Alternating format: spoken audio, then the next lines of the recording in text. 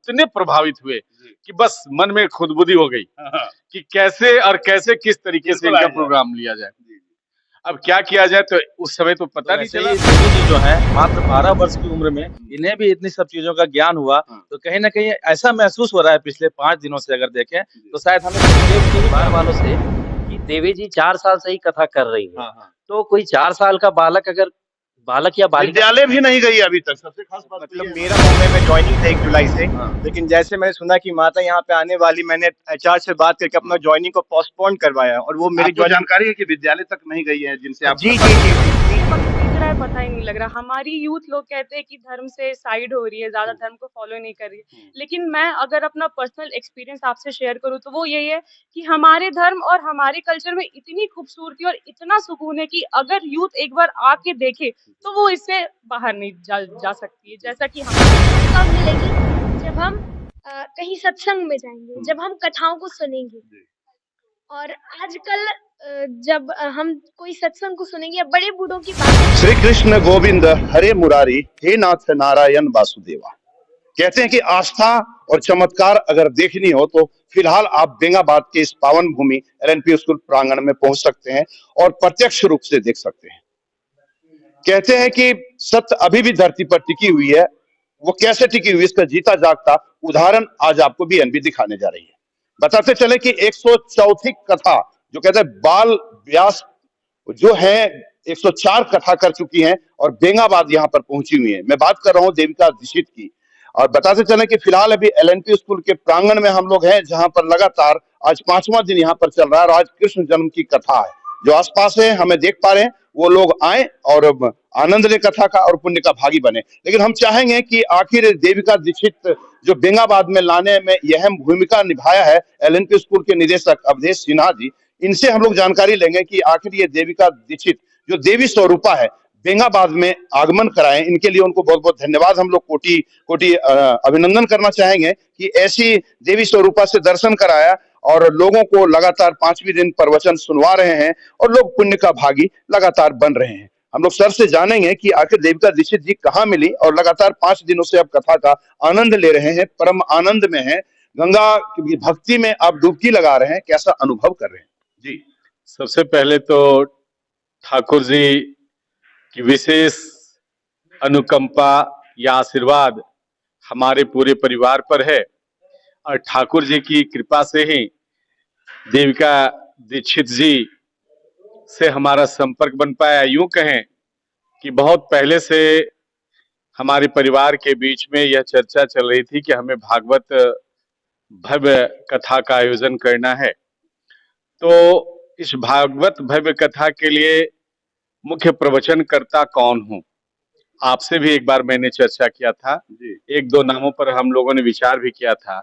संजोग से एक दिन मैं यूट्यूब में खंगाल रहा था, देख रहा था भागवत कथा कहने वाले जितने भी व्यासगण हैं जो आज के समय में चर्चित हैं, तो एक शब्द मेरे शब्द में आया कि देवी, शायद देवी हमने नाम सुना, देखे देवी के नाम से कोई है क्या।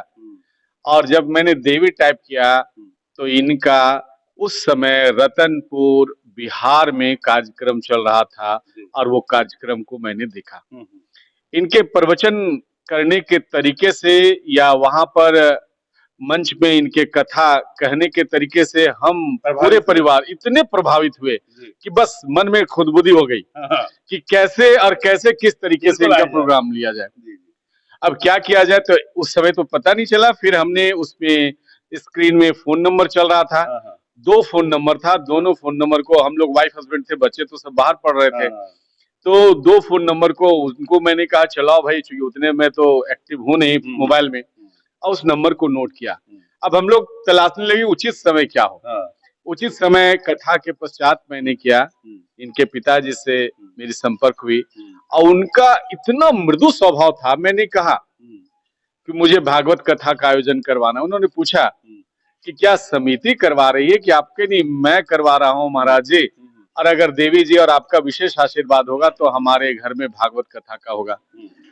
बोले आप स्वयं करवा रहे हो क्या? हाँ, हम क्या ठाकुर जी की क्या? बोले कि चलो, मैं आज आपको वचन दिया कि आपके यहाँ देवी जी का के द्वारा भागवत कथा अवश्य होगी।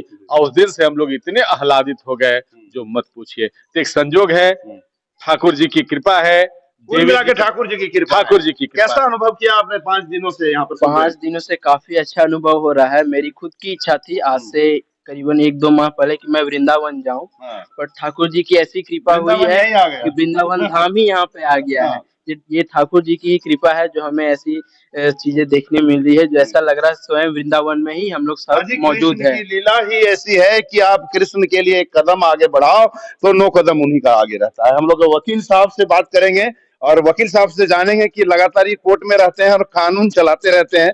इनको पूछेंगे कि अध्यात्म का जो लगातार डुबकी लगा रहे हैं अध्यात्म की गंगा में 4 दिनों से, कैसा अनुभव कर रहे हैं वकील साहब? सबसे पहले तो जय श्री कृष्णा, राधे राधे। राधे राधे। जी। जैसा हमने कथाओं में सुना है सुखदेव जी महाराज के बारे में, हाँ। कि 12 वर्ष में कैसे सुखदेव जी महाराज को आध्यात्म का ज्ञान हुआ, शिव पुराण, स्कंद पुराण, भागवत आदि का।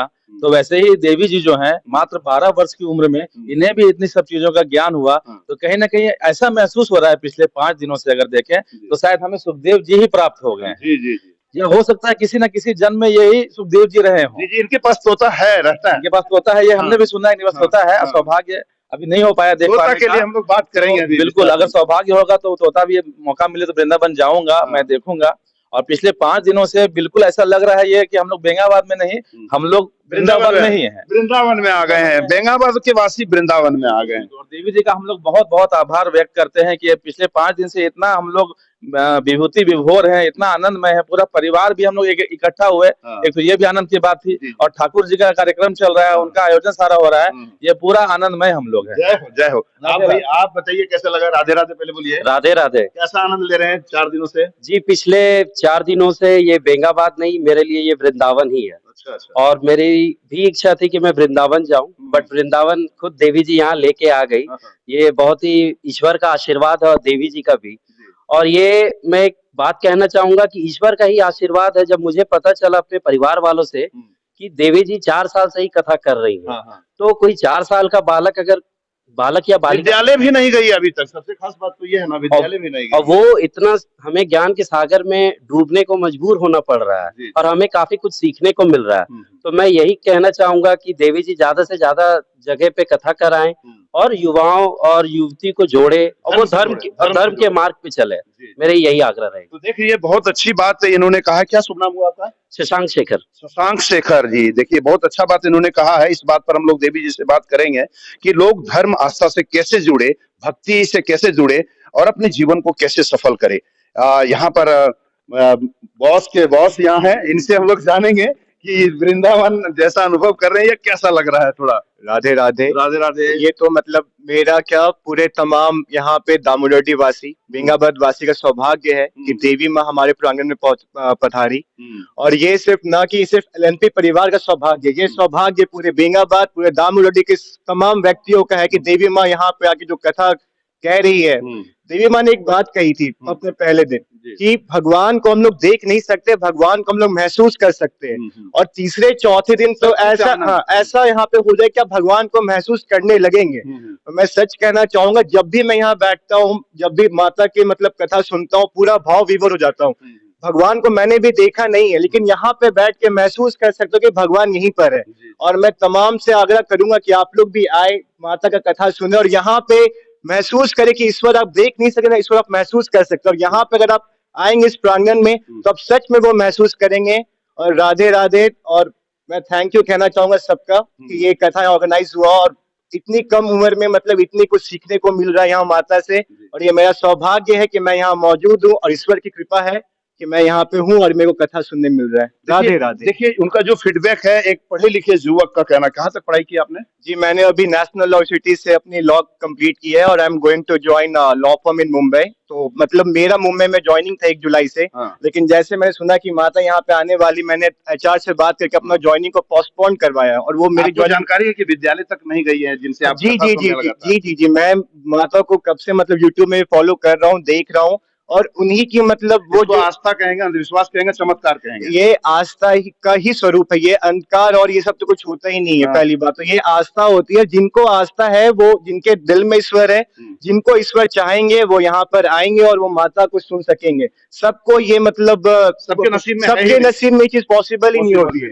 बिल्कुल सही बात बताया इन्होंने कि सबके नसीब में पॉसिबल नहीं है। कृपा जिनके ऊपर ठाकुर जी का है वही सुन भी सकते हैं कथा को, और कथा को आनंद भी ले सकते हैं। कैसा लग रहा है लगातार 4 दिनों से कथा आप लोग सुन रहे हैं? राधे राधे, बहुत अच्छा लग रहा है और हमें इनकी सेवा करने का बहुत अच्छा अवसर मिला है। हमें बहुत सौभाग्य की बात है, तो बहुत खुशी और बहुत और एक वो जो अभिराम छोटा कृष्णा आया है उनके लिए वो तो मतलब साक्षात लगते कृष्ण के ही मतलब यहाँ पे गोकुल बना के रखा हुआ है। उनसे भी मिलवाएंगे, अभिराम छोटा कृष्णा से भी मिलवाएंगे आप लोगों को। कैसा लग रहा है दीदी यहाँ पर लगातार सुन रहे हैं आप लोग? राधे राधे। बहुत अच्छा लग रहा है, लग रहा है हम लोग वृंदावन में ही हैं और राधा कृष्ण यहाँ पहुँच गए हैं।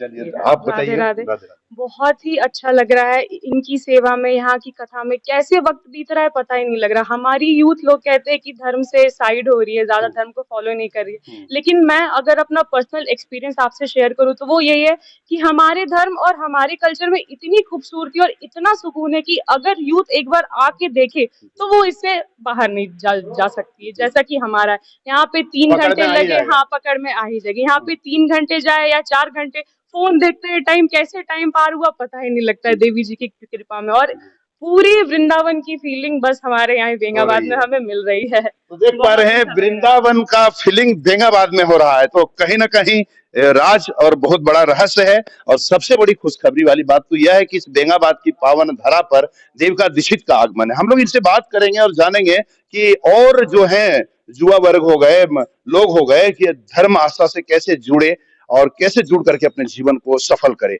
हम लोग थोड़ा सा जानकारी देंगे हमारे दर्शकों को। जी सभी भक्तों को राधे राधे और जय जगन्नाथ। वीएनबी चैनल और देविका दीक्षित जी की हमारी ओर से सभी भक्तों को राधे राधे। तो आपने कहा कि सभी भक्तगण, जो भी लोग हमें सुन रहे हैं, जो भी हमको देख रहे हैं और आसपास से क्षेत्र में जो भी लोग देख रहे हैं, तो आप सभी यहाँ LNP स्कूल में सुंदर श्रीमद् भागवत का आयोजन हो रहा है। तो जो भी भक्तगण देख पा रहे हैं सबको हम इस कथा में आने के लिए आमंत्रण करते हैं। और जैसे आपने कहा कि कैसे लोग धर्म से जुड़े, कैसे लोग भक्ति करें, तो हर एक जीव के जीवन में भक्ति का बहुत ही ज्यादा महत्व है, बहुत ही ज्यादा महत्वपूर्ण है जीवन में भक्ति। और भक्ति कब मिलेगी? जब हम कहीं सत्संग में जाएंगे, जब हम कथाओं को सुनेंगे। और आजकल जब हम कोई सत्संग को सुनेंगे या बड़े बूढ़ों की बातों को मानेंगे, और आजकल ज्यादा क्या हो रहा है कि लोग अपने बच्चों को पढ़ाने के चक्कर में शहरों में रहने लग जाते हैं, बूढ़े बुजुर्गों से अलग, थोड़ा दूर, तो फिर उन्हें उतना अनुभव नहीं हो पाता। और अगर हमें कुछ ऐसी भक्ति से जुड़ना है तो सत्संग भी करना पड़ेगा, बूढ़े बुजुर्गों की बात को भी मानना पड़ेगा। और जो श्रीमद् भागवत की कथा है, इसको कहा जाता है कि श्रीमद् भागवत की कथा भक्ति, ज्ञान और वैराग्य से ओतप्रोत कथा है। और जब भी भक्ति, ज्ञान और वैराग्य को जानने के लिए किसी कथा का प्रश्न उठता है तो श्रीमद् भागवत का नाम ही सबसे सामने आता है। और इसको सुनने के बाद ही कहा जाता है ना, भक्ति माता की कथा आती है श्रीमद् भागवत में। तो जब इस कथा को, श्रीमद् भागवत की कथा जब सुनाई गई, तो उस समय जो ज्ञान वैराग्य अचीत पड़े हुए थे वो भी जाग उठे। तो भक्ति, ज्ञान और वैराग्य तीनों जाग जाते हैं। तो श्रीमद् भागवत की कथा सभी को श्रवण करनी चाहिए। देखिए 12 वर्ष आपकी हो गई उम्र, 12 वर्ष सुखदेव जी की भी कहानी है। तोता भी आपके पास रहता है, और सबसे खास बात यह है कि तोता मेरे पास भी आ गया है, जो अभी कल चला गया। आखिर ये 12 वर्ष का राज क्या है, सुखदेव जी महाराज का महत्व क्या, थोड़ा दर्शकों को बताएं। सुखदेव जी महाराज राधा जी के कहने पर पृथ्वी लोक के कल्याण के लिए, जीवों के कल्याण के लिए उन्होंने कैलाश पर्वत पर जन्म लिया था। उसके पश्चात शिव जी अमर कथा सुना रहे थे पार्वती जी को, तो उन्होंने कथा भी सुनी थी। और फिर वे जाकर के ऋतिका मैया के मुख के द्वारा गर्भ में पहुंच गए। ऐसे वे व्यास जी के पुत्र हुए और 12 वर्ष तक ऋतिका मैया के गर्भ में रहे थे सुखदेव जी। वहां भजन कर रहे थे, लेकिन भगवान के कहने पर वे बाहर आए। और वहां उसी कथा में जब सुखदेव जी के विरह में व्यास जी महाराज रो रहे थे, यहाँ वो भटक रहे थे, तब कुछ माताओं ने उन्हें समझाया। उसके बाद व्यास जी ने वही श्रीमद् भागवत की रचना की, जो 4 श्लोक नारद जी ने सुनाए थे व्यास जी को, अहमेवा समेवाग्रे नान्यद यत् सत् परम। इस प्रकार 4 श्लोक बताए नारद जी ने व्यास जी को, और व्यास जी ने उन 4 श्लोकों की श्रीमद् भागवत रची। और सुखदेव जी जो कि इधर उधर सभी को कथा सुनाते थे, इधर उधर सबको सत्संग सुनाया करते थे, जीव कल्याण करते थे, उनको कथा सुनाई व्यास जी ने। और 12 वर्ष की उम्र से सुखदेव जी ने, जब सुखदेव जी को कहा जाता है सबसे बड़े महावैरागी हैं, यम प्रभजंतम अनुपेतम अपेत कृत्यम द्वैपायनो विरह कातरिया जुहावा पुत्रेति तन्मयतया तरवो विनेदुत्तम सर्वभूत हृदयम मुनिमानतोस्मि। वो सबसे बड़े बैरागी हैं। क्यों? जब उनका जन्म हुआ था तो उन्होंने ना ये देखा कि मेरा गुरु कौन, मेरे माँ कौन, मेरी पिता कौन, वो सीधे जंगल की ओर चले गए। और उसी से सुखदेव जी महाराज, जिस प्रकार सुखदेव जी महाराज, और हमारे पास भी आपने देखा होगा कि हमारे पास भी तोता है, और वो भी हर कथा में जाता है। कहीं कहीं जैसे हम ट्रेन से जाते हैं, तो ट्रेन से सफर करते हैं तो वहां नहीं जाता है, और सर्दियों में भी हमारे साथ ज्यादा नहीं रहता है। और बाकी जब हम गाड़ी से जाते हैं तो वहाँ हमारा तोता हमारे साथ रहता है, और वो भी कथा को श्रवण करता है। और वो भी एक जगह ऐसी कथा चल रही थी श्रीमद् भागवत की, तो वहाँ वो आया था, और तब से वो हमारे साथ ही रहता है। तो लोगों को जुड़ने के लिए सत्संग भजन करना चाहिए जी। तो देख पा रहे हैं हम लोग 12 वर्षीय बालिका जो लगातार 104 बार यहाँ पर कथा करने के लिए पहुंची हैं, 90 श्रीमद् भागवत कर चुकी हैं, और शिव पुराण कर चुके हैं, स्कंद पुराण कर चुकी हैं। ऐसे 104 कथाओं को करने के बाद में यहाँ बेंगाबाद पहुंची है, और यहाँ भी लगातार भक्ति की धारा प्रवाह लगातार बहा रही है। मतलब यूं कहें कि लोग भक्ति की गंगा में डुबकी लगा रहे हैं और आनंद महसूस कर रहे हैं। आगे भी आपको देविका दीक्षित से हम बात कराएंगे, तब तक आप बने रहें बीएनबी के साथ और देखते रहें कब, कहां और कैसे दिखेगा, क्योंकि बीएनबी सच है तो बोलेगा। जय हो, जय हिंद, सत्य जयते, वंदे मातरम, राधे राधे। प्रेम से बोले कृष्ण कन्हैया लाल की जय, उमापति महादेव की जय, वीर बजरंग बली की, धर्म की, अधर्म का, अधर्म का, प्राणियों में विश्व का, हर हर महादेव। ना पड़ेगा भटकना फेक शेयर और व्यूज पर, क्योंकि क्या, कब, कहां, कैसे की सबसे तेज और सटीक कवरेज मिलेगी आपको बीएनबी ऑल इंडिया न्यूज पर। हर खबर को आप तक पहुंचाने से पहले खरे सोने की तरह तौलेगा। आप बने रहें बीएनबी ऑल इंडिया न्यूज के साथ, क्योंकि बीएनबी सच है तो बोलेगा।